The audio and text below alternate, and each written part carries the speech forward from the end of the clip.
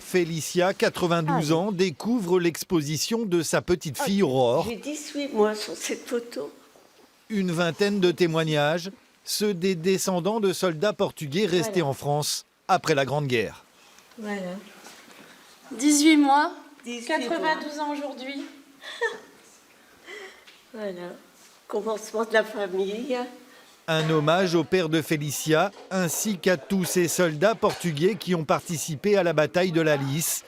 Et une grande émotion pour celles qui, chaque année, portent le drapeau national lors des commémorations. Vous ne pouvez pas deviner. Parce que c'est le cœur qui nage. À travers l'histoire de ma famille, moi ce que je voulais c'était voir ce que les autres Portugais qui étaient restés en France étaient devenus, avaient fait. Des témoignages rares, tout comme ces correspondances qui font l'objet d'une autre exposition à Vieille-Chapelle cette fois. Dans celle-ci, le monsieur demande des sous à sa femme. Des échanges entre les soldats sur leur ligne de front et leurs familles restées au pays.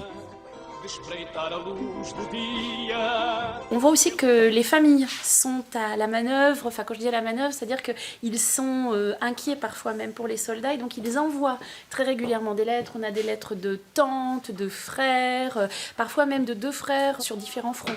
Donc ça fait effectivement une correspondance assez riche. 2 expositions à découvrir dès ce week-end à l'occasion des commémorations de la bataille de la Lys, où près de 2000 soldats du corps expéditionnaire portugais furent tués sur le sol français.